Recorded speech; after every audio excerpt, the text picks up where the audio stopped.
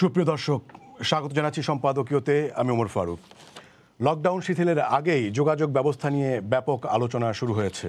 আওয়ামী লীগ সাধারণ সম্পাদক ওবায়দুল কাদের বলেছেন, অর্ধেক যানবাহন চলার সিদ্ধান্তের আগে আলোচনার প্রয়োজন ছিল, আর হিসাবটাও রাখবে কে কিংবা রাখা হবে কিভাবে সেই প্রশ্ন তিনি রেখেছেন। মন্ত্রিপরিষদ সচিবের ভাষ্য, বড় শহরে জনচাপ এড়াতে এই সিদ্ধান্ত। পরিবহন মালিকরা বলছেন এই সিদ্ধান্ত অবাস্তব। এদিকে রাজনৈতিক মহল থেকে অভিযোগ করা হয়েছে গণটিকাদানের নামে গণহয়রানি চলছে। লকডাউন ও প্রাসঙ্গিক বিষয় নিয়ে আজকের সম্পাদকীয় গাড়ির হিসাব করবে কে, আর এ নিয়ে কথা বলতে স্টুডিওতে উপস্থিত আছেন অ্যাডভোকেট উম্মে কুলসুম স্মৃতি এমপি, সাধারণ সম্পাদক বাংলাদেশ কৃষক লীগ, আছেন শেখ রবিউল আলম রবি, সদস্য জাতীয় নির্বাহী কমিটি বিএনপি, এবং অনলাইনে যুক্ত আছেন ভারপ্রাপ্ত সম্পাদক দৈনিক সমকাল মুস্তাফিজ শফি। দর্শক, আপনারাও এই আলোচনা অংশ নিতে পারেন। এজন্য আপনাদের ফোন করতে হবে টেলিভিশনে দেখানো নম্বরে। এছাড়া ফেসবুকের মাধ্যমেও আপনাদের মন্তব্য এবং প্রশ্ন রাখতে পারছেন। আমরা আলোচনা শুরুর আগে দেখে নিচ্ছি প্রধান শিরোনাম। এবার পদ্মা সেতুর 10 নম্বর পিলারে ফেরির ধাক্কা। বেপরোয়া ফেরিটি শিমুলিয়া ঘাটে ভিড়তেই ট্রাক ছিটকে পড়ল দুটি প্রাইভেট কারের ওপর, বেশ কয়েকজন আহত।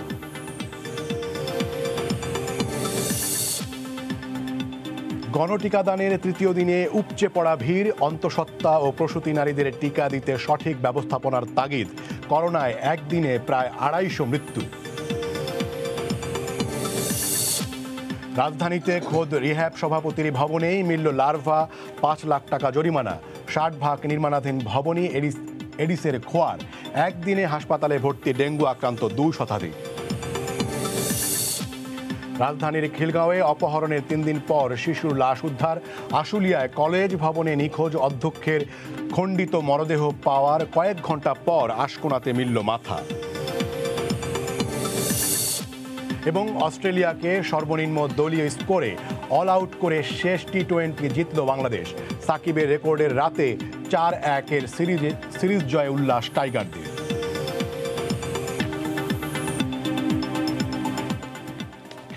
আপনাদের 3 জনকেই স্বাগত জানাচ্ছি আমাদের এই আজকের আলোচনায়। আমি প্রথমেই অ্যাডভোকেট উম্মে কুলসুম স্মৃতি আপনার কাছেই প্রশ্ন রাখতে চাই, যেটি হচ্ছে যানবাহন অর্ধেক করার বিষয়ে। সেটি হচ্ছে সরকারের একজন নীতি নির্ধারক, ক্ষমতাসীন দলের নীতি নির্ধারক এবং যোগাযোগ মন্ত্রী, তিনি বিষয়টি জানেন না, এবং যানবাহন নিয়ে যারা কাজ করেন তাদের সাথে কোনো আলোচনা করা হয়নি।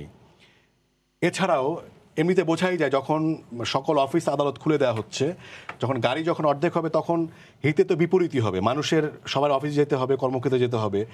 মানে সব কিছু মিলে মনে হয় কি না যে আসলে কোভিড ব্যবস্থাপনায় এক ধরনের সমন্বয়হীনতা এবং অব্যবস্থাপনা রয়েছে? আপনাকে ধন্যবাদ। সেই সাথে আমি যেহেতু আগস্ট মাস জাতীয় শোক দিবসের মাস, আমি প্রথমেই জাতির জনক বঙ্গবন্ধু শেখ মুজিবুর রহমান সহ যারা 15 আগস্টে শাহাদাত বরণ করেছে তাদের প্রতি শ্রদ্ধা জানিয়ে আমি আমার বক্তব্য শুরু করব। তারপরে হচ্ছে টাইগাররা যেহেতু আজকেও 5টা ম্যাচে একবারে আমাদের বলবো যে চারটিতেই তারা জয়লাভ করেছে, সেখানকে তাদেরকে ধন্যবাদ জানাচ্ছি, কংগ্রেচুলেশনস।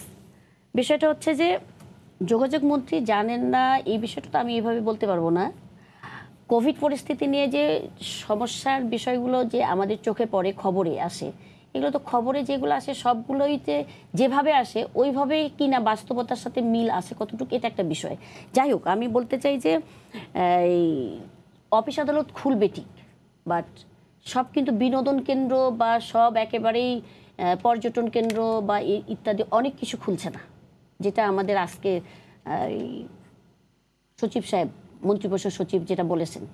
আর অর্ধেক করার কারণটাই হচ্ছে যেন মানুষ কম বের হয়, এটাই হচ্ছে টার্গেট রাখার কথা, যে কম বের হয়। এবং যেহেতু এখনও তো কোভিডটা আমরা কন্ট্রোলে আনতে পারিনি, যার কারণে এই অর্ধেকের বিষয়টা আসলে বলা হচ্ছে। আর অর্ধেকে আসলে চলা উচিত আমি মনে করি একজন, কেন মনে হচ্ছে একজন মানুষ হিসাবে। কারণ আমরা যে নিজেদের তো সচেতন হতে হবে, এই জন্য অফিস আদালত তো অর্ধেক খুলছে না, অফিস আদালত খুলছে না, বাট ওখানে কিন্তু স্বাস্থ্যবিধি মেনে বলা হচ্ছে যে যাবে।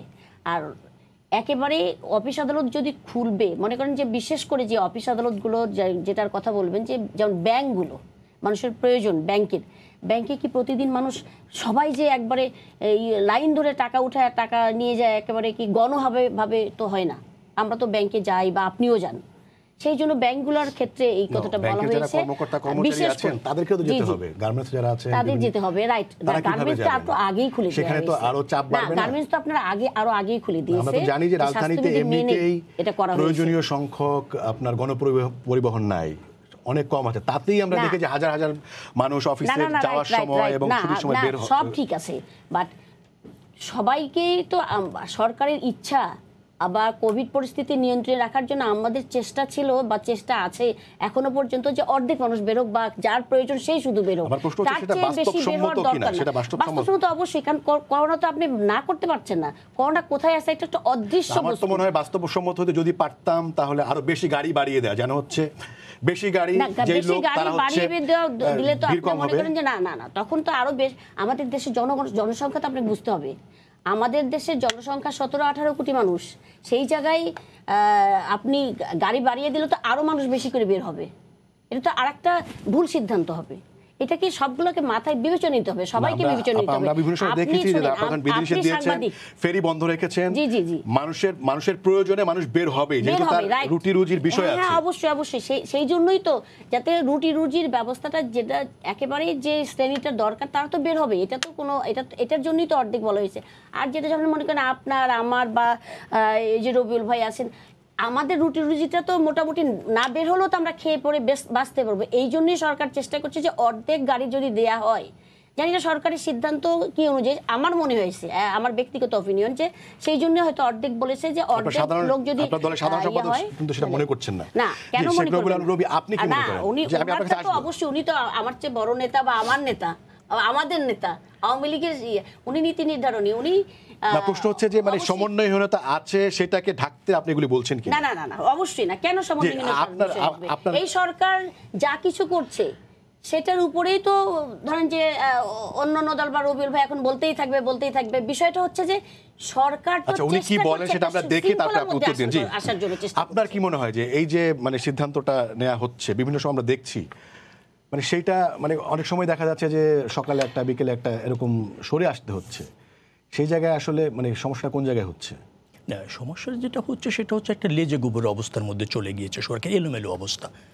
একটা লকডাউনের আগে প্রাক প্রস্তুতি নেই, যানবাহন আপনি খুলবেন, এটা কি আপনি পুরো সরকারকে দেবেন নাকি মানে কোনো ক্ষেত্রে মানে আমলারা এটা হয়তো, যেমন যোগাযোগ মন্ত্রী বলছেন তিনি জানেন না, সেটা সেই ক্ষেত্রে আমলা তো সরকার দ্বারা পরিচালিত, কিন্তু সমস্যাটা হচ্ছে আমলা যদি সরকার দ্বারা পরিচালিত হয় সমস্যা হয় না, কিন্তু সরকার যখন আমলা নির্ভর হয় তখন সমস্যাটা হয়। যোগাযোগ মন্ত্রী বলছেন, অসহায়তার কথা বলেছেন, আমি যদি বুঝে থাকি তার দপ্তর তিনি জানেন না। কেন জানেন না? তিনি রাজনীতিক, এই জন্য হয়তো জানেন না। কারণ আজকে যে সরকারটি আছে আমলা নির্ভর সরকার, আমলাদের উপর নির্ভর করে ক্ষমতায় আছে, যার ফলে সিদ্ধান্তগুলি যেগুলি হচ্ছে জনবান্ধব হচ্ছে না। তার কারণ হচ্ছে যে জনপ্রতিনিধিদের সাথে সরকারের সিদ্ধান্ত এবং সেটা জনগণের কাছে আবার জনপ্রতিনিধির মাধ্যমে বাস্তবায়ন করার জায়গাটাতে বড় ধরনের ঘাটতি রয়েছে, যার ফলে এই অবস্থা। ধরেন আপনি যথার্থই বলতে চেয়েছিলেন যে পরিবহন আপনি যখন অর্ধেক করবেন, মানুষ বাসার থেকে বের হয় কি পরিবহন থেকে বের হয় নাকি প্রয়োজনে বের হয়, জীবন জীবিকার তাগিদে বের হয়। এখন সেখানে পরিবহন যখন অর্ধেক হবে, প্রত্যেকটা বাস স্টপেজে গিয়ে মানুষ তখন কি হবে, ওখানে জনসমাবেশ এর মতো হয়ে যাবে, সমবেতটা বেড়ে যাবে, ট্রান্সমিশনের ঝুঁকি আরও বেড়ে যাবে, তাই তো? তো এই ঝুঁকিটা তো আমরা যাচ্ছি এবং জেনে বুঝে যাচ্ছি, সরকারের সিদ্ধান্তের মধ্যে সেটি রয়েছে। আপনি সব সেক্টর খুলে দিচ্ছেন, পরিবহন সেক্টরে অর্ধেকটা চলবে, কোন যুক্তিতে চলবে ব্যাখ্যা নাই, এবং মানুষের মধ্যে যে একটা ব্যাখ্যা দিয়েছেন যে আপনার বিশেষ করে জেলা শহরগুলোতে যেন সেখানে ভিড় না হয় এবং বড় বড় শহরগুলোতে যেন ঢাকা, চট্টগ্রাম সহ অন্যান্য যে বিভাগীয় শহর আছে সেখানে যেন ভিড় না বেড়ে যায়। চোখের মতো চিন্তা, এবং এরা সম্পূর্ণ যে জনবিচ্ছিন্ন এবং বাংলাদেশের প্রশাসনিক কাঠামো এবং বাংলাদেশের মানুষের জীবন যাপন এবং তাদের আপনার কর্মের ধরন, তাদের মুভমেন্টের ধরন না বুঝেই এই সিদ্ধান্ত। যেমন দেখেন কিভাবে হচ্ছে টিকাদান কর্মসূচি, টিকা নিয়ে আমরা পরে কথা বলবো, এই প্রসঙ্গে কিভাবে ট্রান্সমিশনটা হচ্ছে টিকা নিয়ে আমি পরে আমরা এই বিষয়ে থাকি, এই বিষয়ে আমরা বলা শেষ, আমি আসছি আপনার কাছে। না আপনি যদি আমাকে এই বিষয়ে কথা বলতে বলেন তাহলে আমি আরেকটা বাক্য দিয়ে দেখেন কতটা হচ্ছে যে আপনি সবকিছু খুলে দেবেন, তো তো সব কিছু খুলে দিলে পরিবহন সেক্টরের সাথে কথা বলার প্রয়োজন ছিল। দোকানগুলি খুলে দেবেন, মার্কেটগুলি খুলে দেবেন, যেখানে জনসমাবেশ যাবে তাদের সেফটি বা ধরেন স্বাস্থ্যবিধি অথবা তাদের টাইমটা কতটুকু হবে, একটু শর্ট টাইমে করা যায় কিনা, কোনো জায়গায় প্রাক প্রস্তুতি ছাড়াই কিন্তু আপনি সব কিছু খুলে দিচ্ছেন। এবং এই যে স্বাস্থ্যবিধির ব্যাপারে অথবা মার্কেটগুলিতে কিভাবে পরিচালনা হবে, পরিবহন সেক্টর কিভাবে চলবে, কে বাসের সংখ্যা নির্ধারণ করবে, অর্ধেক চলেছে, কেউ নেই এটা দেখার। এবং আমি আগেই দায়িত্ব নিয়ে বলছি সব বাসই চলবে, কিন্তু যেহেতু সব বাসই চলবে এবং এখনও তো কঠোর লকডাউনের মধ্যে সব কিছু চলছে, শুধু গণপরিবহন চলছে না, সেখানে মনিটরিং করার কেউ আছে, ইম্পোজ করার কেউ আছে। এই যে মানে স্বাস্থ্যবিধি মানা অথবা লকডাউন কার্যকরের ক্ষেত্রে হ্যাঁ প্রথম দিকে চেষ্টা করা হয়েছে, এরপর রণে ভঙ্গ দিয়েছে, কারণ মানুষকে নিয়ন্ত্রণ করা যাচ্ছে না, মানুষকে ব্যবস্থাপনার মধ্যে রাখা যাচ্ছে না। একটাই কারণে রাখা যাচ্ছে না যে মানুষ যে আস্থা রাখবে এই ব্যবস্থাপনার প্রতি, সেই ধরনের সিদ্ধান্ত মানুষ পাচ্ছে না। সিদ্ধান্তগুলি করোনা নিয়ন্ত্রণে হচ্ছে না, কোনো কোনো সময়ে করোনা বিস্তারে সহায়ক হচ্ছে, যার ফলে মানুষ সরকার কেন ইচ্ছা করে মানে করোনা বিস্তার করবে, সেটা কি একদমই মানে প্লেন একটা? কেউ করে না, কিন্তু যোগ্যতার অভাব থাকলে সবই তো হয়ে যায়। বুঝার অভাব যদি থাকে আর যোগ্যতার অভাব যদি থাকে আর যদি ম্যানেজমেন্টে অব্যবস্থাপনা থাকে, তাহলে তো ইচ্ছা করা লাগে না, সরকারের ওই আপনার সিদ্ধান্তের মধ্যেই সব বাস্তবায়ন হয়। শেখরুল ইসলাম রবি, আমি নিশ্চয়ই আপনার কাছে ফিরবো। মোস্তাফিজ শফি ভাই, আমি আপনার কাছে আসতে চাই, যেখানে বলা হচ্ছে যে আপনার গণপরিবহন চলবে অর্ধেক সিদ্ধান্ত হয়েছে, সেখানে মানুষের যে চাহিদা, সেখানে মানে খোদ আওয়ামী লীগের সাধারণ সম্পাদক ওবায়দুল কাদের বলেছেন যে গাড়িগুলো আসলে গুনবে কে বা কীভাবে সেটা ব্যবস্থাপনা করা হবে, এবং সেই ক্ষেত্রে কি এই অব্যবস্থা বা এরকমই একটা সুযোগ থেকে যাচ্ছে কিনা যে যেহেতু মানুষের চাহিদা থাকবে, গাড়ি সবই চলবে, এবং যেহেতু অর্ধেক চলার কথা, সেখানে মাঝখান দিয়ে আসলে কেউ সুবিধা নেওয়ার চেষ্টা করবে, এরকমও একটা ঝুঁকি থাকছে কিনা? শফি ভাই। ধন্যবাদ আপনাকে আমাকে যুক্ত করার জন্য। আমি শুনছিলাম আমাদের দুজন রাজনৈতিক নেতা তারা বক্তব্য রাখছেন, একজন উম্মে কুলসুম এমপি এবং আরেকজন এমপি নেতা শেখ রবিউল আলম রবি, দুজনের কথাই শুনছিলাম। আসলে বিষয়টি যেটা হলো যে আমি এর আগেও গত টকশোতেও এখানে বলেছিলাম যে আমাদের করোনা মোকাবেলার ক্ষেত্রে আমি সরকারের আন্তরিকতার অভাব আছে মনে করি না, কিন্তু ব্যবস্থাপনার যথেষ্ট ত্রুটি আছে। আমরা গণমাধ্যম কর্মীরা আমরা নিজেরা কিন্তু সবকিছু জানি না, কিন্তু তারপরেও সমাজ থেকে বাস্তবতা থেকে শিক্ষা নিয়ে আমাদের কাজ করতে হয়, একই সঙ্গে বিশেষজ্ঞদের সঙ্গে কথা বলতে হয়। তো আমি যেটা মনে করি যে বিষয়টি বিশেষজ্ঞের, যে বিষয়টি টেকনিক্যাল, সেই বিষয়টি যদি আমি হঠাৎ করে একটি সিদ্ধান্ত নেই এবং সেই সিদ্ধান্তটি বাস্তবসম্মত না হয়, তাহলে এই করোনা মোকাবেলার কথা যেটা বলছি সেটা মোকাবেলা না করে কিন্তু ঝুঁকিটা আরো বাড়তে পারে। প্রশ্নটি দেখেন, একটা হলো যে করোনা সংক্রমণ কিসে হয়? আমরা যতটুকু জানি যে যদি ব্যাপক জনসমাগম হয়, একজন মানুষের গায়ের সঙ্গে আরেকজন মানুষের গা মিশে যদি চলে এবং যদি নিরাপদ দূরত্ব না থাকে, যদি মাস্ক না পরে, তাহলেই করোনা সংক্রমণ হয়। এবং এজন্যই কিন্তু একটি শব্দ পরিচিত হয়েছে স্বাস্থ্যবিধি। স্বাস্থ্যবিধিটা সবাইকে মানতে হবে, এবং এবারও যে সিদ্ধান্তটি আসছে 11 তারিখ থেকে, যে সিদ্ধান্তটি কার্যকর হতে যাচ্ছে, সেটার মূল পয়েন্টটি হলো স্বাস্থ্যবিধি মানার উপর জোর দেওয়া হয়েছে। তো স্বাস্থ্যবিধি মানার উপর যদি জোর দেন, তাহলে প্রশ্ন হলো যে করোনা ছড়ায় কারা? করোনা ছড়ায় কিন্তু মানুষ, করোনা কিন্তু গাড়ি ছড়ায় না। আমরা গাড়ি অর্ধেক করছি, মানুষ অর্ধেক করার কিন্তু কোনো পদক্ষেপ আমরা নেই নাই। আমরা সবগুলো অফিস আদালত একসঙ্গে খুলে দিচ্ছি এবং সবাই কিন্তু তখন দৌড়াবে, সবাই কিন্তু তার চাকরি রক্ষার জন্য, তার কাজের জন্য সে দৌড়াতে চায় এখনো। কিন্তু আমাদের দায়িত্বটা কি? আমি যেটা মনে করি যে সরকারের দায়িত্ব হলো নিরাপদ স্বাস্থ্যবিধিটা নিশ্চিত করা। তো সেই স্বাস্থ্যবিধিটা নিশ্চিত করার জন্য আমি তো মনে করি যে ঢাকা শহরে যখন মানে বাসের সংখ্যা কম থাকে, বা যখন হঠাৎ করে একদিন মানে বাস চলাচল বন্ধ হয়ে যায়, সেদিন কি অবস্থা হয়, বাসের জন্য, গাড়ির জন্য মানুষের যে হুড়োহুড়ি মুড়ে মুড়ে লাগে, সেই চিত্রগুলো কিন্তু গণমাধ্যম কর্মী হিসাবে এবং আমি মনে করি যে রাজনৈতিক দলের নেতা হিসেবে, রাজনৈতিক কর্মী হিসেবে আমাদের প্রত্যেকের কিন্তু এটা জানা আছে। তো আমরা আসলে আরো একটি বড় ঝুঁকির মধ্যে ফেলছি কিনা, এটা কিন্তু আমি বলছি না, এই কথাগুলো বিশেষজ্ঞরা বলছেন। এবং সবচেয়ে বড় বিষয় হলো আজকে যে আওয়ামী লীগের সাধারণ সম্পাদক এবং সেতুমন্ত্রী ওবায়দুল কাদের সাহেব যে কথাটি বলেছেন, আমি যেটা মনে করি যে আমরা দেখেছি অতীতেও যে অনেক ট্রায়াল এন্ড এররের মধ্য দিয়ে কিন্তু আমরা এত দূরে এসেছি। গত 1.5 বছরে করোনা মোকাবেলায় যে পদক্ষেপগুলো হয়েছে, তার মধ্যে অনেকগুলো ট্রায়াল এন্ড এরর ছিল। সেই এররের মধ্য দিয়ে কিন্তু আমরা এত দূর এসেছি। আমার কাছে যেটা মনে হচ্ছে, পরশুদিন এই সিদ্ধান্তটি কার্যকর হওয়ার আগে হয়তো আবার একটি রিভিউ হবে। জি, সমীর ভাই, আপনাকে এটি ধন্যবাদ। খুবই জরুরি একটি বিষয়। জি, আমি নিশ্চয়ই আপনার কাছে আবারও আসবো। অ্যাডভোকেট উম্মে কুলসুম স্মৃতি, যেটি হচ্ছে মানে এছাড়াও সার্বিকভাবেই মির্জা ফখরুদ্দিন আলমগীর বলেছেন যে আমলা নির্ভরতার কারণেই করোনা মোকাবেলায় সরকার তার ভাষায় ব্যর্থ হচ্ছে। কোনো কোনো ক্ষেত্রে তো অব্যবস্থাপনাও দেখা যাচ্ছে, যদি আমি ব্যর্থ যদি নাও বলি। সেটার কারণে কি আসলে মানে রাজনীতিবিদদেরকে সেভাবে, স্থানীয় জনপ্রতিনিধিদেরকে সেভাবে সম্পৃক্ত না করার কারণেই এটা হচ্ছে বলে আপনি মনে করেন কিনা? না, সেটাকে আমি না, এটা আমি মনে করি না। আপনাদের যথেষ্ট সম্পৃক্ততা আছে? অবশ্যই। আপনি যদি দেখেন যে দল তো আওয়ামী লীগ, বিএনপি, জাতীয় পার্টি, এই তো আওয়ামী লীগের নেতাকর্মীরা প্রতিটা গ্রামে গ্রামে, আমি নিজে প্রতিটা গ্রামে গ্রামে এবং আমার এলাকায় আমি নিজে যে যে থেকে থেকে কাজ করে এসেছি এবং মাঠ পর্যায়ে কাজ মানে ত্রাণ কার্যক্রম চালাচ্ছেন। আমি বলছি যে মানে সিদ্ধান্ত গ্রহণের ক্ষেত্রে, মানে ডিসিশন মেকিং এর ক্ষেত্রে রবিউল ভাই এখন কথা বললো জনবিচ্ছিন্ন সরকার, জনবিচ্ছিন্ন আমলা নির্ভর, এই কথাগুলো ওনারা প্রতিটা টক শোয়ে, প্রতিটা জায়গায়, প্রতিটা সময় খালি এই একটা মাইক ফুকায়। বিষয়টা হচ্ছে কি, জনবিচ্ছিন্ন যদি আওয়ামী লীগ সরকার হতো 12 বছর টিকতে পারতো না। আর ওনারা 12 বছরে 12টা দিনও আন্দোলন সংগ্রাম করতে পারেনি। আওয়ামী লীগও আন্দোলন সংগ্রাম করার মানুষ, আপনারা জানেন যে আমি নিজে যখন আইন অঙ্গনে রাজনীতি শুরু করেছি, অ্যাডভোকেট সাহারা খাতুন আমার অভিভাবকের মতোই ছিল, আবার সঙ্গে রাজনীতি করে আমি বড় হয়েছি আইন অঙ্গনে। তখন থেকে 93 সালে আমি ঢাকা আইন অঙ্গনে জয়েন করেছি। তখন থেকে আমি সারাপার পিছনে রাজনীতি করে দেখেছি। তখন বিএনপি ক্ষমতায়, দেখেছি যে আওয়ামী লীগ কীভাবে রাজনীতি করতে হয় বা কীভাবে আন্দোলন সংগ্রাম করতে হয়। তাদের কয়টা দেখেছেন আপনারা?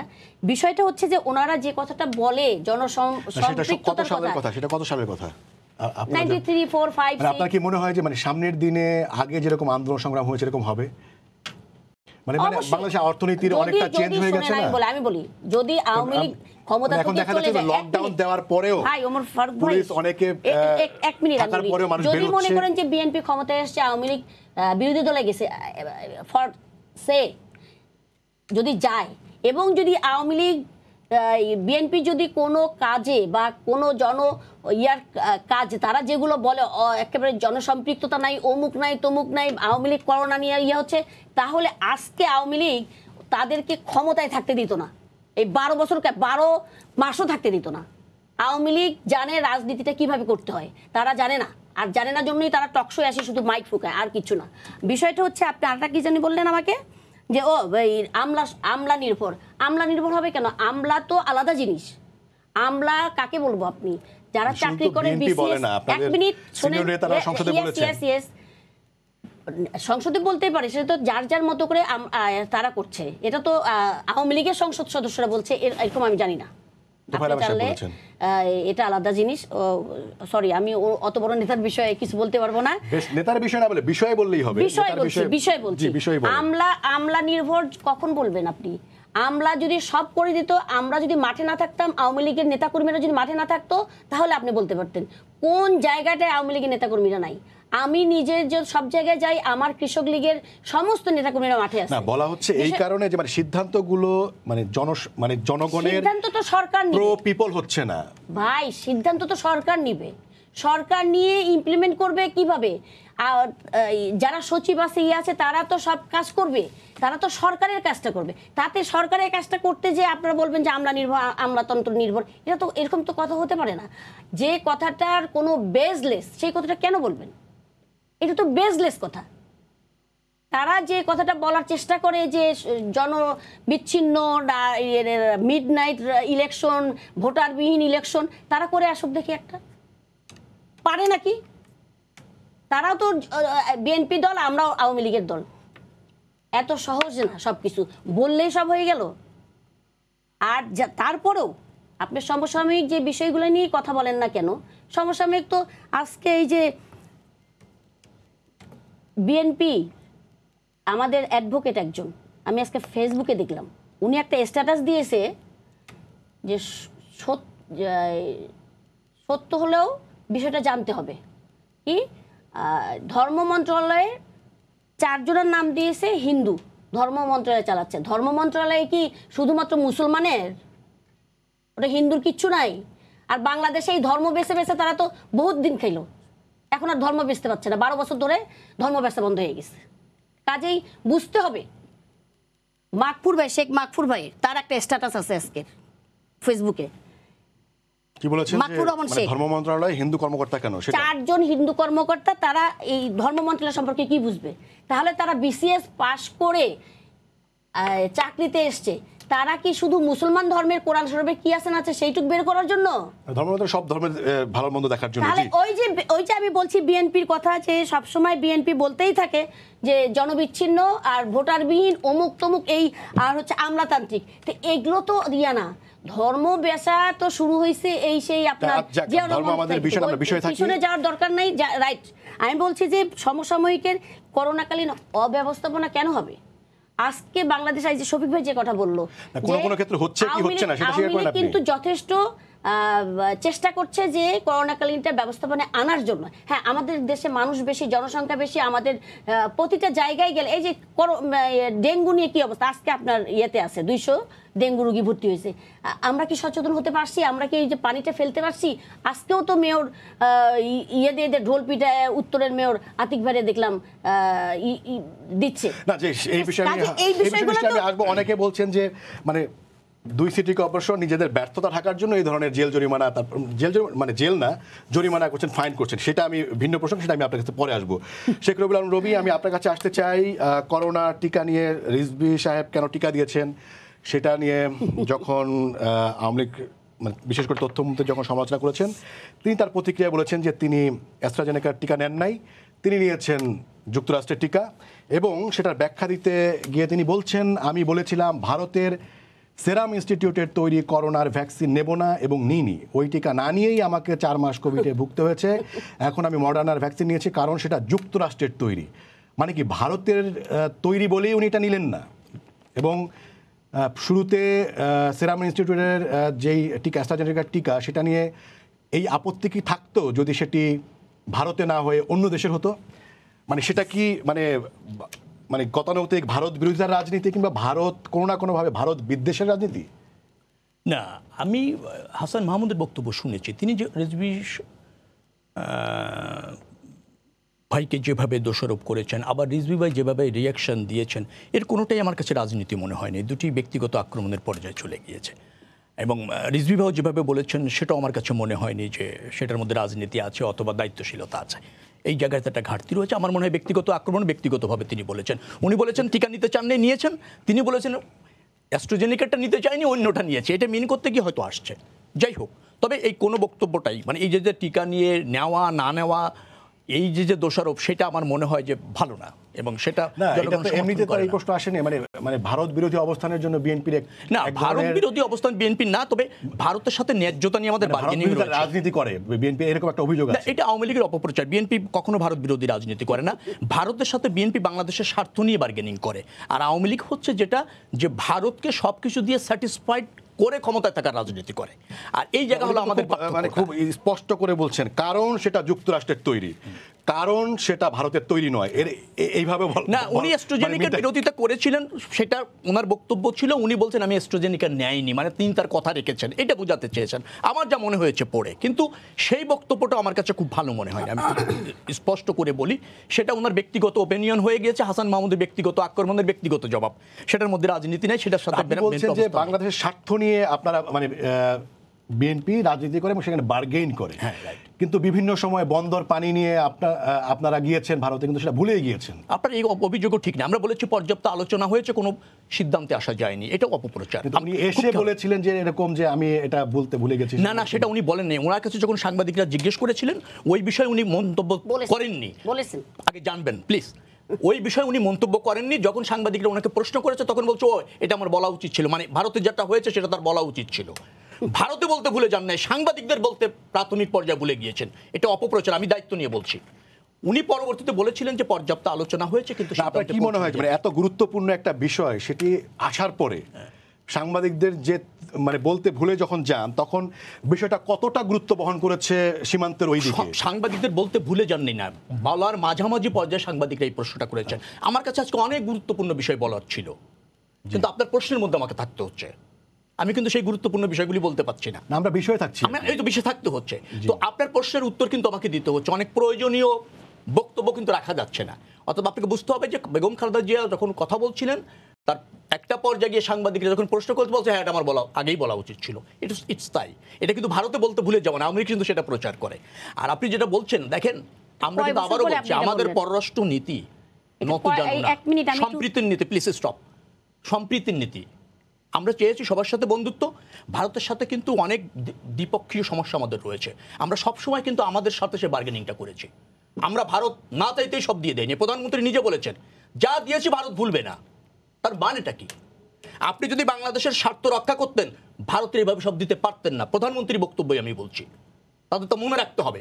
একথা কখন বলেন যে ভারত যা প্রাপ্ত ছিল তার চেয়ে বেশি দিয়েছেন, বিধায় আপনি বলেছেন যা দিয়েছি তা ভুলবে না ভারত। আপনি আমার স্বার্থ সেখানে রাখেননি, আমরা ওই স্বার্থটা রাখতে চাই। বাট ভারত একটা প্রতিবেশী রাষ্ট্র, তাদের সাথে রাজনৈতিক সম্পর্ক থাকবে, দ্বিপক্ষীয় বিষয়ে উভয়ের স্বার্থে সমাধান হবে, সেটাই হচ্ছে আমাদের স্থান। সেই জায়গায় আমরা থাকতে চেয়েছিলাম। উনি কতগুলি কথা বলছিলেন, আমার কিছু মনে হয়নি যেগুলি রাজনৈতিক বক্তব্য, এই জন্য যেতে চাচ্ছেন না। উনি বলছেন উন্ডা মিডনাইট একটা ইলেকশন করে দেখাক না। উনি বলতেছেন ভোটার নির্বাচন উন্ডাটা করে দেখান না। আওয়ামী লীগ পেরেছে, আমরা পারিনি। আমরা ওটা পারতে চাই না, আমরা ওটা পারতে চাই না। আরেকটা জিনিস হচ্ছে যে আন্দোলন সংগ্রাম আমরা যেটা বলেছে যে আপনারা নির্বাচন নিয়ে যে ধরনের প্রশ্ন তোলেন, এরকম একটা নির্বাচন যদি আপনারা করেন তাহলে 12 বছর কেন 12 দিনও টিকতে পারবে না। না সেটা বলতে আমার বলছে এলিমেন্টটা আমরা পারলে করে দেখা। নো নো নো, উনি বলেছেন, আপনি মনে শুনেননি ঠিক মতো করে। হ্যাঁ বলেছেন, আপনি রেকর্ড দেখবেন বলেছেন কিনা, আমরা সেটা চাই না। আরেকটা কথা বলেন, জনবিচ্ছিন্ন মানে আপনারা চান না, ঠিক আছে, কিন্তু বলা হচ্ছে যে জনসম্পৃক্ত এবং জনবিচ্ছিন্ন যদি জনসম্পৃক্ত হতেন, উনি ওনার বক্তব্য হচ্ছে তাহলে 12 দিনও আপনারা এরকম একটা 12 মাস। এই বক্তব্য ঠিক না। আমরা কিন্তু 15 ফেব্রুয়ারি নির্বাচন করে পার্লামেন্ট করেছিলাম, সরকার করেছিলাম। বাট আমরা মনে করেছিলাম, আমার কথা প্লিজ বলবেন না, আমরা মনে করেছিলাম যে আওয়ামী লীগের যে দাবিটা, তত্ত্বাবধায়ক সরকারের অধীনে নির্বাচন, জনগণের এর প্রতি সমর্থন রয়েছে এবং ক্রেডিবল নির্বাচনের জন্য সেটা সহায়ক। আমরা কিন্তু 13 সংশোধনীতে অ্যামেন্ডমেন্ট এনে সেটা করেছিলাম। আমরা যদি ক্ষমতায় কন্টিনিউ করতাম পারতাম, নিশ্চয়ই অবধারিতভাবে পারতাম। আমরা যেহেতু নির্বাচন করেছি, সরকার গঠন করেছে, আওয়ামী লীগ ঠেকাতে পেরেছে? পারিনি। কিন্তু সেটা কাম্য নয়। পারতাম মানে নিশ্চিতভাবে পারতাম, কিন্তু সেটা কাম্য নয়, সেটা ভালো না।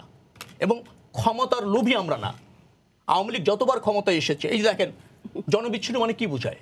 জনবিচ্ছিন্ন মানে এইটা বোঝায় যে জনগণের সমর্থন ছাড়া যে সরকার থাকে, সেটাই হচ্ছে জনবিচ্ছিন্ন সরকার। বিরোধী দলের জনসম্পৃক্ততা এবং জনবিচ্ছিন্নতা বোঝার উপায় কি? বিরোধী দলের জনবিচ্ছিন্নতা এবং সম্পৃক্ততা বোঝার উপায় হচ্ছে যে সরকারের বিরুদ্ধে বিরোধী দল এমন জনমত গঠন করেছে যে সেখানে সরকার একটা ক্রেডিবল নির্বাচন আয়োজন করতে ভয় পায়, অংশ নিতে ভয় পায়। এটা হলো প্রধান।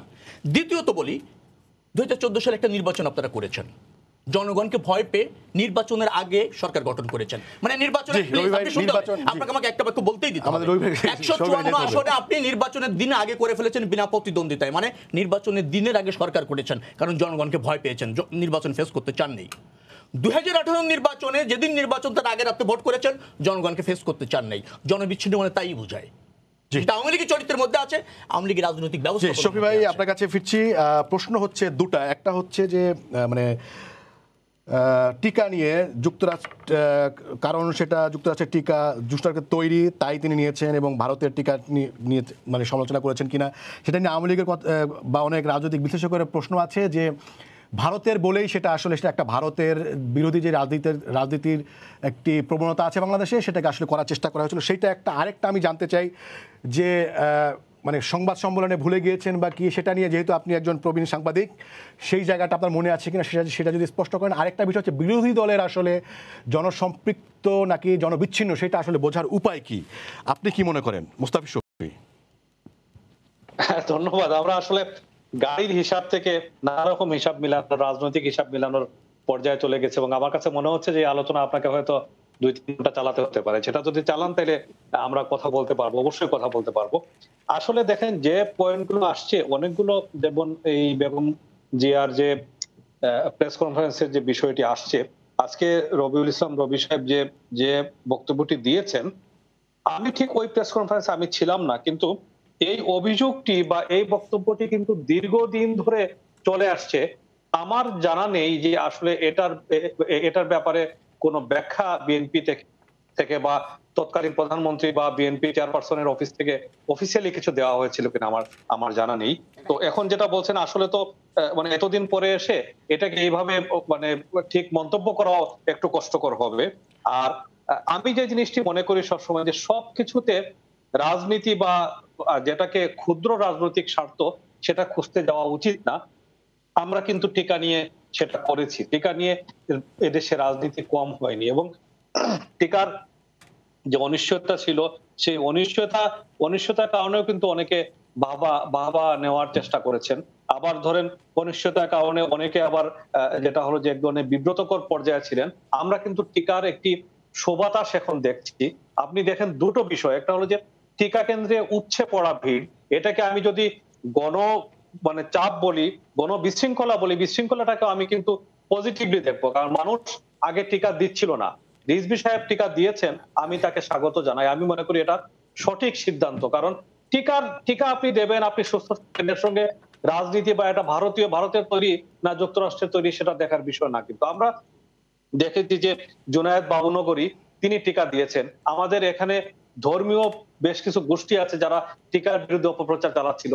জুনায়েদ বাবুনগরী টিকা দেওয়ার কারণে আমি যেটা মনে করি যে ওই ধর্মীয় গোষ্ঠীও টিকার ব্যাপারে অপপ্রচার চালানো থেকে বিরত হবে এবং নিজেরা টিকা নেবে। আমরা আসলে 16 কোটি মানুষ সবাই মিলে বাঁচতে চাই।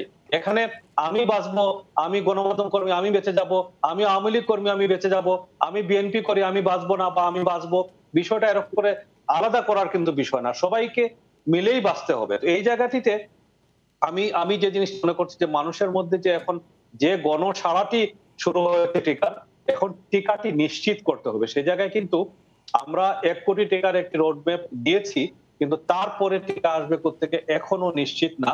যদিও আমার কাছে মনে হচ্ছে এটা হয়তো এখন আর ওই অনিশ্চয়তা নেই, কিন্তু আমাদেরকে টিকা অল্প সময়ের মধ্যে আমাদের 13 কোটি বা 13 কোটি প্লাস 18 চেয়ে বয়সে বেশি যারা তাদেরকে টিকা দিয়ে দিতে হবে। একটা নির্দিষ্ট সময়ের মধ্যে আমরা যদি টিকাটি না দিতে পারি, ভবিষ্যতে দিয়ে কিন্তু আমরা যে হার্ড ইমিউনিটিতে যেতে চাই সেটা কিন্তু পারবো না। আর টিকাটা নিশ্চিত করা গেলে আমরা যে আলোচনাটা আজকে শুরু করেছি গাড়ির হিসাব দিয়ে বা লকডাউন শিথিল করা নিয়ে, কোনোটাই কিন্তু বড় বিষয় হবে না। তখন কিন্তু আমাদের একটি বড় বেনিফিট দেবে টিকা। আমরা ইউরোপে দেখেছি, ইউরোপে মানে খেলা পর্যন্ত হচ্ছে, মাঠে মানুষ যাচ্ছে, টিকা যেহেতু দেওয়া আছে সবার, তারা কিন্তু উৎসবে যোগ দিতে পারছে। আমরা পারছি, আমরা আমাদের যানবাহন নিয়ে কথা বলছি, আমাদের এখন আসলে এগুলো বাদ দিয়ে টিকা নিয়ে কথা বলা দরকার। টিকার প্রচারটি জোরদার রাখা দরকার, মানুষকে টিকা দান কেন্দ্রে আনা দরকার, একই সঙ্গে তারা যাতে টিকা নিয়ে ফিরতে পারে সেটা নিশ্চিত করা দরকার। জি শফি ভাই, আপনাকে ধন্যবাদ। অ্যাডভোকেট উম্মে কুলসুম স্মৃতি এমপি, আপনি নিশ্চয়ই রবি ভাই কিছু বলেছেন সেখান থেকে পয়েন্ট দিয়েছেন, আমি দেখছি আপনি সেগুলিও বলবেন। এর পাশাপাশি আমি যেটি বলতে চাই, বিএনপির বিরুদ্ধে যেমনিভাবে মানে অন্ধ ভারত বিরোধিতার অভিযোগ রয়েছে, আপনাদের বিরুদ্ধে অভিযোগ রয়েছে মানে ভারত ঘেঁষা, কিন্তু কখনো কোনো ওখানে ভারতের উপর নির্ভর করে সেই অভিযোগ রয়েছে। একদম শুরুতে শুধুমাত্র ভারতের সেরাম ইনস্টিটিউটের টিকার উপর নির্ভর না করে আরও যে সকল দেশ রয়েছে তাদের উপর যদি মানে তাদের সাথেও যদি যোগাযোগ করা হতো, সেগুলো আনা হতো, তাহলে হয়তো পরিস্থিতি অন্যরকম হতো, সেটা বিএনপি বলে এবং আরও অনেকেই বলেন। সেই জায়গাটাও যদি আপনি একটু বলেন। জি, বিষয়টা হচ্ছে যে খালেদা জিয়া ম্যাডাম খালেদা জিয়া, আমাদের মাননীয় সাবেক প্রধানমন্ত্রী, ওনার এই কথাটা এত বছর পরে ওনাদের বোধোদয় হয়েছে যে এটা সাংবাদিকদের বলতে ভুলে গেছে, এই কথাটা বলছে, মানে ইন্ডিয়ায় বলেন, এটা তো বলার চেষ্টা করছে উনি। এতদিন পরে কেন বোধোদয় হলো, বিষয়টা ওনারা আলোচনা করেছেন, কিন্তু দেশে সাংবাদিকদের পর্যায়ে বলার আগে সাংবাদিকরা প্রশ্ন করেছেন, তখন এটা বলেছেন। এতদিন পরে মনে হলো কেন? এই প্রশ্নটা কি জনগণের মনে নাই? আপনি আগে কখনো পান নাই এই ব্যাখ্যা তো আমরা কোনদিন শুনি। আপনি সাংবাদিক, আপনি কি শুনেছেন? শোনেন নাই আমার মনে হয়। বাংলাদেশের যখন আমাদের মাননীয় প্রধানমন্ত্রী কি করেন, উনি যখনই বিদেশে যান এসে একটা করে প্রেস কনফারেন্স নিজে ডাকেন, বাসায় ডাকেন, আর ওনাকে ওখানে বলা হয়েছিল। ওনার কি কখনো কোনো প্রেস কনফারেন্সে আসেন, ডাকেন কাউকে, কোনো সাংবাদিক আপনার প্রশ্ন করতে পেরেছেন কখনো আগে প্রধানমন্ত্রীকে, যখন উনি প্রধানমন্ত্রী ছিলেন? পারেন নাই, কারণ উনি এই বিষয়ে জানেনই না, কারণ ওনাদের জবাবদিহিতা নাই তো। এই সরকারের ওনারা যেভাবেই বলুক না কেন যে ক্ষমতালোভী 111-এ এই যে বিচারপতির বয়স বাড়ায় যে ক্ষমতাটা নিতে চেয়েছিল ইয়াজউদ্দিন আর ফখরুদ্দিন সাহেবরে, যে রাষ্ট্র তত্ত্বাবধায়ক করে যে ক্ষমতা নিতে, এগুলো তো মানুষ ভোলে নাই। এগুলো এত পিছনের কথা আমি আনতেও চাই না, যেহেতু উনি বললো যে ক্ষমতালোভী, এই ক্ষমতালোভী আওয়ামী লীগ সরকার না, আওয়ামী লীগ সরকার চায় যে বঙ্গবন্ধুর যে স্বপ্নের বাংলাদেশ ছিল সেই বাংলাদেশের ইয়েটা প্রতিফলিত করার জন্য, বাংলাদেশকে এগিয়ে নেওয়ার জন্য। আজকে গত কয়েকদিন আগে আমি দেখেছি পাকিস্তানের চেয়ে বাংলাদেশ কোথায় কোথায় বেশি এগিয়ে আছে, মৃত্যু হার, তারপরে জনসংখ্যার এই কর্মসংস্থান ইত্যাদি বহুত কিছু হিসাব আমি দেখেছি বিভিন্ন সামাজিক নিরাপত্তা সুযোগে। যদি আমরা সেটাই থাকতে পারি। আর 2014 সালে উনি একটা কথা বললো যে আগে তারা তো প্রার্থী দিতে পারেন নাই, প্রার্থী নেই, নির্বাচন কমিশনার কি করবেন?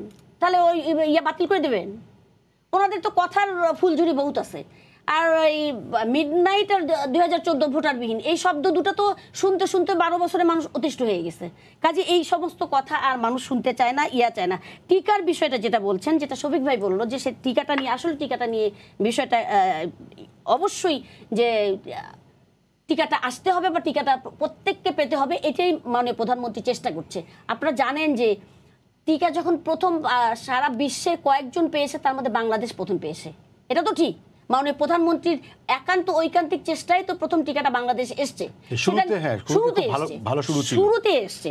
শুরুটা যদি আমাদের ভালো হয়েছে না, তাদের মুখে কি কোনোদিন শুনেছেন যে এটার প্রশংসা আছে? উনি ওনাদের একজন নেতা সেদিন বলেছেন, আমাদের টকশোতে বলেছেন। না, আমি কোনোদিন শুনিনি। যাই হোক, আমি তাহলে ওই টকশোটা দেখিনি, আমি কিন্তু প্রতিটা টকশো দেখি।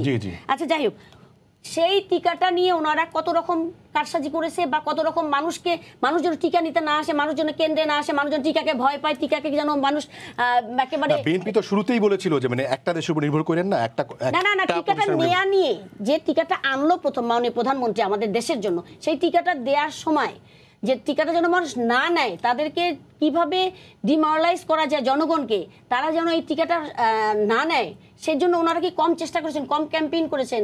মানুষ তো তা শুনে নেই, মানুষ তো টিকা নিয়েছে। এখন যে পরিস্থিতিটা দাঁড়িয়েছে, বর্তমান পরিস্থিতি যেটা আপনি শফিক ভাই বলার চেষ্টা করলো, বা আপনিও যেটা আমার কাছে জানতে চাচ্ছেন যে শুধু ভারতের উপরে নির্ভর আমরা কেন করলাম, ভারতের উপর নির্ভরের বিষয়টা তো ওরকম করে না। ভারত যেহেতু আমাদেরকে দিতে চেয়েছে, অ্যাস্ট্রাজেনেকাটা সবচেয়ে ভালো একটা কোম্পানি এবং ওনারা দেওয়ার জন্য সমস্ত সম্মতি হয়েছে। যেহেতু আমরা ভারত সবচেয়ে কাছের রাষ্ট্র, আমাদের বন্ধু প্রতিম দেশ, আমরা তো অবশ্যই চাবো যে আমি কি পাশের বাসায় না যেয়ে গিয়ে আমি ঢাকায় এখানে না যেয়ে গিয়ে আমি একবার চিটাং বা রাঙ্গামাটি চলে যাব? আমার তো প্রথম থাকবে যে আমি কাছে কাকে পাচ্ছি, সেটাই আমি নেওয়ার চেষ্টা করেছি। এটা তো অভুল নয়। তারপর যেহেতু তাদের কাছে টিকাটা পাওয়া গেল না বা টিকাটা তারা দিতে পারলো না, এটা তো একটা আলাদা জিনিস। তাদের করোনা বেড়ে গেল, তাদের মৃত্যুর হার বেড়ে গেল, তাদের সমস্ত দিক দিয়ে টিকা কম পড়ে গেল, এই সব বিষয়ের কারণে তো এই অবস্থা হলো। এখন যেটা পরিস্থিতি, এই সরকার, অন্তত মাননীয় প্রধানমন্ত্রী কৃষকরত্ন জননেত্রী শেখ হাসিনা, ওনার সবচেয়ে প্রথম কথা হচ্ছে মানুষকে আগে টিকা পেতে হবে এবং মানুষ টিকা পেয়ে তারা যেন নিশ্চিন্তে থাকতে পারে। আমরা করোনাকে মোকাবেলা করে আমরা যেন কন্ট্রোলে আনতে পারি, সেটার জন্য তো উনি চেষ্টা করছেন। এই মুহূর্তে তো প্রায় 1 কোটি 1.5 কোটি টিকা আমাদের মজুদ আছে, দেই না, দেখি না কতদূর যায়। আর যে টিকা আসবে না তেমন তো কথা হয়নি। গণটিকাদান চলছে, সেখানেও তো মানে অনেক ভিড় হচ্ছে।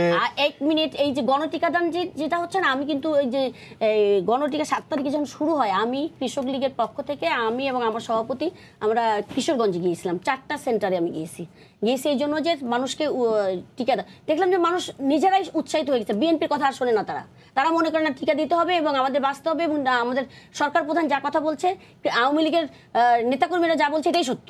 তারা সবাইকে টিকা দিতে, প্রয়োজন অনুযায়ী টিকা এখনো সরবরাহ করা যাচ্ছে না, সেটা হচ্ছে বাস্তবতা। যাচ্ছে না তা আমি বলতে পারবো না, আমাদের কাছে এখনো তো মজুদ আছে। এগুলো আমরা দিতে দিতে কি আরো টিকা আসবে কিনা? আপনাকে ধন্যবাদ শেখ রবিউল আলম রবি। একদম শুরুতে আমরা দেখেছি যে অনেক ক্ষেত্রেই মানে টিকা কেন্দ্রগুলোতে সেরকম আসলে ভিড় ছিল না। সেটার সাথে কি আপনারা যে শুরুতে যে টিকার ক্ষেত্রে যে অবস্থান নিয়েছিল বিএনপি, সেইটার পেছনে আওয়ামী লীগ মনে করছে সেটা একটা কারণ আছে, এবং আপনারা এটা মনে করেন সেই ক্ষেত্রে বিএনপি তার দায়িত্বশীলতার পরিচয় দিয়েছে বলে আপনি মনে করেন কিনা? না, সেটা যদি সত্যি হয় তাহলে তো বাংলাদেশের মানুষ বিএনপির আহ্বানের প্রতি আস্থা রয়েছে। যদি তাই হয়, টিকা আসছে 70 লাখ, 50 লাখ আসছে চুক্তির অনুসারে, পরে 20 লাখ দিয়েছিল ভারত, 70 লাখ অ্যাস্ট্রাজেনেকার টিকা এসেছে। নিবে কত লোক? 35 লাখ। তাহলে 18 কোটি লোক মানুষ বাংলাদেশে বসবাস করে। আওয়ামী লীগের আহ্বানে 35 লাখ লোক পাওয়া গেল না। আওয়ামী লীগ বলেছে তো ভালো টিকা, আমরা বলেছি টিকা খারাপ। যদি আমরা এই কথা বলিনি, আপনি যদি তাই হয় তাহলে 35 লাখ লোক 18 কোটি মানুষের মধ্যে আওয়ামী লীগ আয়োজন করতে পারলো না টিকা দেওয়ার জন্য প্রথম দিকে? কেন টিকা নিছে না? কেন পারলো না? কেন পারলো না? What is this? এই কারণে পারলো না যে টিকা আপনার যখন এসেছে মানুষের মধ্যেই একটা অসন্তোষ, একটা ধরেন সরকারের জায়গা থেকে টিকা নিরাপদ, ক্ষতিগ্রস্ত হবে না, স্বাস্থ্যের জন্য ঝুঁকি নাই, এটা নেওয়া দরকার, এখানে পর্যাপ্ত কাউন্সিলের ঘাটতি ছিল। আমরা কখনো টিকার বিরোধিতা করিনি, আমরা বলেছিলাম যে ভারতমুখী টিকা না এসে যে এখানে গিনিপিগ বানানো হবে। না না, আমরা তা বলিনি। আমি অনেক বিশেষজ্ঞরা বলেছে, যেমন জাফরুল্লাহ সাহেব বলেছে, এটা বিএনপির কথা না। আমি বলি, আমি কিন্তু জেনে বুঝে বলছি, আপনি একটু খালি গুজবগুলিকেই প্রশ্ন করা যাবে না। কথাটা হচ্ছে আমরা বলেছিলাম যে সরকার ভারতমুখী যে টিকা নিয়েছে সিদ্ধান্ত সিরামমুখী, একমুখী হয়ে যাচ্ছে, আমাদের বহুমুখী হওয়া দরকার, অন্য সবার সাথে কথা বলে টিকা নেওয়া দরকার। আমরা কিন্তু ভারতের টিকা বিরোধিতা করি নাই, আমরা পাশাপাশি অন্য জায়গা থেকে টিকা সংগ্রহ করতে বলেছিলাম। দেখেন উনি বলছেন ভারতে ক্রাইসিস হয়েছে এই জন্য ভারত দিতে পারেনি। এটা ভারত প্রীতি না? আপনি চুক্তি করেছেন আমার সাথে 3 কোটি টিকার, অর্থ নিয়েছেন, টিকা দেন নাই, নতজন পররাষ্ট্রনীতি না? ব্যর্থ ডিলিংস না? সরকার স্বীকার করবে না এটা সরকারের ব্যর্থতা না? উনি বলছেন তাদের মহামারী হয়েছে এজন্য দিতে পারেনি, ভারত প্রীতি বোঝেন? আমরা কিন্তু ভারতের টিকা বিরোধিতা না করিনি, আমরা কিন্তু ভারত বিরোধী না। আমরা বলেছি বাংলাদেশের অবস্থান এবং ন্যায্যতা প্রতিষ্ঠার কথা বলি। এই জন্য বলেছিলাম যে বিভিন্নমুখী হতে হবে টিকার ব্যাপারে। এখনও টিকার ব্যাপারে যে অনিশ্চয়তা, এই যে টিকা নিয়ে যে কথা বলছেন, হ্যাঁ টিকা তো আসছে, প্রয়োজনের তুলনায় আসছে। আপনার যে হারে টিকা লাগবে আর যে হারে টিকার আমরা প্রতিশ্রুতি পাচ্ছি তাতেও তো 2 বছর লাগবে। টিকা দেওয়ায় বাংলাদেশের অবস্থান সাউথ এশিয়া এখন 1 নম্বরে শ্রীলঙ্কা, 2 নম্বরে হচ্ছে ভুটান, 3 নম্বরে ভারত, 4 নম্বরে নেপাল, 5 নম্বরে পাকিস্তান, 6 নম্বরে আমরা। এখনো 44 লাখ লোককে মাত্র 18 কোটি মানুষের মধ্যে ডাবল ডোজ দিয়েছেন, আর 1 কোটি লোককে সিঙ্গেল ডোজ দিয়েছেন। কোথায় আছেন টিকার ব্যাপারে? এই যে কথাগুলি উনি বলেন, দায়িত্বশীলতার কথা বলেন, এখনো পর্যন্ত সমস্ত টিকার আসার নিশ্চয়তা হয়েছে? এই যে আপনি গণবিজ্ঞপ্তি দিয়ে আপনি টিকা কেন্দ্রে মানুষ নিয়েছেন, ওই জায়গায় তো সংক্রমণ হচ্ছে। 4000 5000 লোক জমায়েত হয়েছে, টিকা দিয়েছেন 200। এখন একটা কেন্দ্রে যদি 3000 লোক জড়ো হয়, 200 লোক টিকা পায় বা 300 লোক টিকা পায়, বাকি 2700 লোক যে ফিরে আসছে সারাদিন থেকে কাছাকাছি যাচ্ছে, ট্রান্সমিশন এখানে হচ্ছে। আপনি টিকা দিতে গিয়েই তো ট্রান্সমিশন ঘটাচ্ছেন। আপনার প্রাক প্রস্তুতি নাই। একটা মানুষ টিকা দেওয়ার পর কোনো যদি ইনসিডেন্ট ঘটে, শারীরিক কোনো সমস্যা তৈরি হয়, সেখানে কোনো সেফটি নাই, ভলেন্টিয়ার ব্যবস্থা ভেঙে পড়েছে, আওয়ামী লীগের মুখ চিনা লোকগুলি গেলে দিচ্ছেন, সাধারণ মানুষগুলি লাইনে দাঁড়ায় চলে আছে। এটা কোনো ব্যবস্থাপনা? কোনো সরকার এটা দায়িত্বশীল সরকার করতে পারে? আপনি টিকা রেখেছেন 200, লোক নিয়েছেন সেখানে 5000, আর বলছে টিকার জন্য মানুষ হুমড়ি খেয়ে পড়ছে, আর আপনি নাটক করছেন। এগুলি বন্ধ করতে হবে। আপনার 200 ব্যবস্থাপনা আছে, আপনি 200 লোককে নেওয়ার চেষ্টা করেন, 300 লোককে নেওয়ার চেষ্টা করেন, কিন্তু আপনি যা করছেন এটা অব্যবস্থাপনা। এতে ট্রান্সমিশন বাড়ছে, নিয়ন্ত্রণ হচ্ছে না। আমি এই জায়গাগুলি তো বলছিলাম। আরেকটা কথা আমি আমি এক বাক্য দিয়ে বলবো। দেখেন, সেটা আপনি বলছিলেন যে বিরোধী দলের জনসমর্থন যা আছে তার প্রমাণ করার পথটা কি। আসলে গণতান্ত্রিক ব্যবস্থাপনায় বিরোধী দলের সাথে জনগণ আছে, সেটা প্রমাণ করার ব্যবস্থা হচ্ছে একটা ক্রেডিবল নির্বাচন। জনগণ তার রায় যদি দিতে পারে, হয়তো বিরোধী দলকে ক্ষমতায় রাখবে, আর সরকারি দলের পক্ষে থাকলে সরকারকে আবার অব্যাহতভাবে সমর্থন দিবে। সেই পথ যখন আপনি রুদ্ধ করেন, গণতন্ত্রের পথ, চর্চার পথ যখন রুদ্ধ করেন, বিরোধী দল যখন নিধন করেন, এবং জনগণকে যখন আপনার রাষ্ট্র ক্ষমতা ব্যবহার করে দমন করেন, পীড়ন করেন, নিগৃহীত করেন, তখন কিন্তু বিরোধী দলের আর জনসমর্থন দেখানোর পথ রুদ্ধ হয়ে যায়। কিন্তু আমি নিশ্চিত করে বলছি যে জনগণ যেহেতু রাষ্ট্রের মালিক, জনগণকে সুযোগ করে দিতে হবে যে তারা বিএনপিকে সমর্থন করে নাকি আওয়ামী লীগকে সমর্থন করে। সেই সাহস তো আওয়ামী লীগ সাহসটি হারিয়েছে। জি, মিনিট 2 সময় আছে, বিভিন্ন প্রসঙ্গ এসেছে, আপনি যদি যোগ করেন আর কি। আমি প্রশ্ন করছি না, আসলে যোগ করার বেশি কিছু নাই। আমি আসলে আমার মতো করেই বলি, যেটা এখন টিকা নিয়ে যে মানুষের আগ্রহ তৈরি হয়েছে, এই আগ্রহটা নষ্ট হতে দেয়া যাবে না। এই আগ্রহটা যাতে থাকা অবস্থাতেই টিকাটা নিশ্চিত করতে হবে, এবং সেই জায়গায় যার যেখানে এফোর্ট আছে সেই এফোর্টটি দিতে হবে। প্রয়োজনে কোনো জায়গায় যদি জনকূটনীতির প্রয়োজন হয়, আমাদের কূটনৈতিক ব্যর্থতা কিন্তু আছে, আমাদের স্বাস্থ্য বিভাগের ব্যর্থতা আছে, এগুলো বিতর্কের বিষয় না। আমরা অনেক কিছু না বুঝে করেছি। আন্তরিকতা, আমি শুরুতেই বলেছি যে আন্তরিকতার অভাব আছে আমি মনে করি না, কিন্তু আমাদের জানা বোঝার অভাব ছিল। আমরা আমাদের বিশেষজ্ঞরা যাদের উপর নির্ভর করি, তারাও কিন্তু এক এক বুদ্ধি দিয়েছেন। কারণ এই পুরো জিনিসটি সারা বিশ্বে একটি নতুন ব্যবস্থা।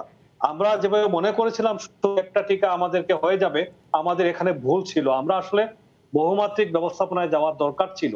আমরা এখন সেই উপলব্ধিটাতে সরকার গিয়েছে। বিএনপি নেতা যেটা বলছেন, সেটা অবশ্যই ঠিক আছে, এবং সরকারও দেখেন এই জায়গাটিতে সেই উপলব্ধির মধ্যে গেছে এবং এখন নানা মাত্রিক চেষ্টা চলছে। এই নানা মাত্রিক চেষ্টার সঙ্গে আমি বলবো জনগণ হিসাবে আমার দেশের 16 কোটি মানুষকে রক্ষার জন্য আমাদেরও যেখানে যে আছি সেই জায়গায় আমাদের এফোর্ট দিতে হবে। প্রয়োজনে জনকূটনীতির প্রয়োজন হবে। যদি দেখা যায় যে কোনো একটি দেশের কোনো একটি কোম্পানির টিকা পাওয়ার জন্য বিএনপির একজন নেতা কাজে লাগতে পারেন, আমি বলবো সরকারের উচিত তাকে সেখানে কাজে লাগানো। যদি দেখা যায় যে কোনো একজন বড় বিশেষজ্ঞ সেখানে কাজে লাগতে পারেন, তাকে কাজে লাগানো। আরেকটি বিষয় হলো যে আমাদেরকে নিজেদের টিকা তৈরিতে যেতে হবে। নিজেদের টিকা তৈরি খুব বেশি কষ্টকর বিষয় এখন না, কারণ ফর্মুলা আছে। আমরা চুক্তি করে যে কোনো একটি দেশের সঙ্গে আমরা কিউবার উদাহরণটাকে সামনে নিতে পারি। আমাদের টিকা আমরা তৈরি করবো এবং সেখানে কিন্তু আমরা যে দামে টিকা নিচ্ছি তার চেয়ে অনেক কম দামে কিন্তু টিকা তৈরি করে ফেলা সম্ভব। আমাদের দেশে সেরকম সক্ষমতা সম্পন্ন একাধিক ফার্মাসিউটিক্যাল কোম্পানি আছে, কিন্তু তারা পারবে। আমি মনে করি যে টিকা কেনার যেমন প্রচেষ্টা লাগবে, একই সঙ্গে টিকা কেনার প্রচেষ্টা লাগবে, একই সঙ্গে কিন্তু আমরা টিকা তৈরির প্রক্রিয়া শুরু করা উচিত দ্রুততর সময়ের মধ্যে। জি, একদমই হয়তো 10 সেকেন্ডের মধ্যে সময় জি, জি, জি, আমি শুধু বলতে চাচ্ছি যে উনি যে ইলেকশন করছেন না, ওই যে 2023 সালে ইলেকশন আসবে, আবার নির্বাচন, দেখা যাবে ওনারা কয়টা সিট পায় এবং ওনারা কিভাবে ইলেকশনটা করতে পারে। ওনারা জনবিচ্ছিন্ন না একটা সম্পৃক্ত, ওই 2023 সালে বোঝা যাবে। আর টিকার বিষয় যেটা শফিক ভাই বললেন যে বিএনপির প্রয়োজন হলে বিএনপি এসে কথা বলবে, বিএনপি তো পারলে আরো জনগণকে বিদায় করে যে যান, করোনা হয়ে মারা যান, তাও টিকা নিয়েন না। আর একটা বিষয় যেটা এই যে বলছেন উনি যে জাফরুল্লাহ ভাই, উনি তো ওনাদের বুদ্ধিজীবী। জি, অ্যাডভোকেট উম্মে কুলসুম স্মৃতি এমপি, আপনাকে ধন্যবাদ শেখ রবিউল আলম রবি, এবং ধন্যবাদ মুস্তাফিজ শফি। এখন টিকা নিয়ে সরকার যে চেষ্টা করছে এবং যে পজিটিভ বিষয়গুলো রয়েছে সেগুলো নিশ্চয়ই আমরা সেগুলো মানব। আমরা জানি যে বিশ্বের অনেক দেশে টিকা নেওয়ার জন্য সাধারণ মানুষকে $100 করে পুরস্কার পর্যন্ত ঘোষণা করা হচ্ছে। সেখানে কিন্তু বাংলাদেশে কিন্তু সেই আগ্রহটি এখনো পর্যন্ত আছে এবং সেই জায়গাটি কাজে লাগিয়ে বাংলাদেশ একদমই স্বাভাবিক সময় আবার ফিরে যেতে পারবে খুব শীঘ্রই, এই আশা করে শেষ করছি আজকে সম্পাদকীয়। দর্শক, আগামীকাল আবার দেখা হবে রাত 10টায়। দেখার আমন্ত্রণ রইল। শুভরাত্রি।